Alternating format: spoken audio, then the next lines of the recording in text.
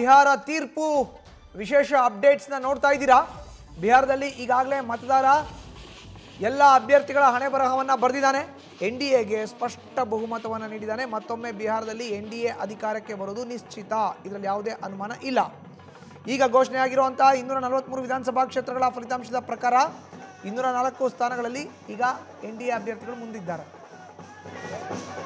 काल को लेकर सवाल उठाते थे, जो लोग जंगल राज के होने ना होने और आज की तारीख में जंगल राज के क्या मायने हैं उस पे सवाल उठाते थे, या जो लोग मेरे प्रधानमंत्री की प्राथमिकता में बिहार कितना है उस पर सवाल उठाते थे, या जो लोग चिराग पासवान के बिहार फर्स्ट बिहारी फर्स्ट पे सवाल उठाते थे, गठबंधन में मेरी भूमिका के ऊपर सवाल उठाते थे कि इसके पास ज़्यादा इसको सीटें दे दी गई, इतना ये लोग प्रदर्शन नहीं करेंगे। मुझे लगता है ये एक जवाब ने एक रिजल्ट ने कई प्रश्नों के जवाब देने का काम किया।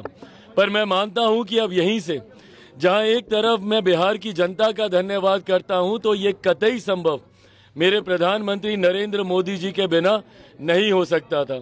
जिस तरीके से प्रधानमंत्री ने पिछले साल सवा साल में जब से तीसरी बार केंद्र में हमारी सरकार बनी है तब से लेकर अभी तक जिस तरीके से उन्होंने निरंतरता में बिहार आकर बिहारियों को प्राथमिकता में रखकर लाखों करोड़ों की परियोजनाओं को धरातल पर उतारने का काम किया, और जिस तरीके से मुख्यमंत्री नीतीश कुमार जी के नेतृत्व में उन तमाम योजनाओं को धरातल पर उतारा गया।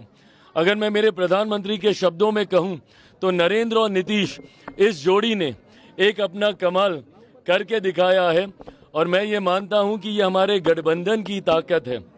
शुरू से मैंने कहा था कि पांचों दलों का ये गठबंधन एक विनिंग कॉम्बिनेशन है, एक विनिंग अलायंस है। मैंने ये भी कहा था कि 2020 में भी अगर हम लोग एकजुट होते, अगर ये यूनाइटेड एनडीए 2020 में भी होता तो भी हम लोग इतना ही शानदार प्रदर्शन करते।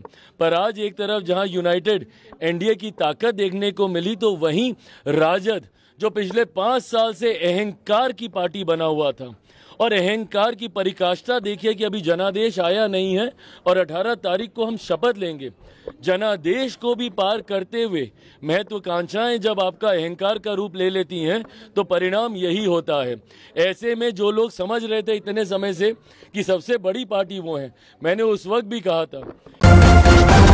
न्यूज़ फर्स्ट निर्भीतिಯಿಂದ ನಿಮ್ಮ ಪರವಾಗಿ।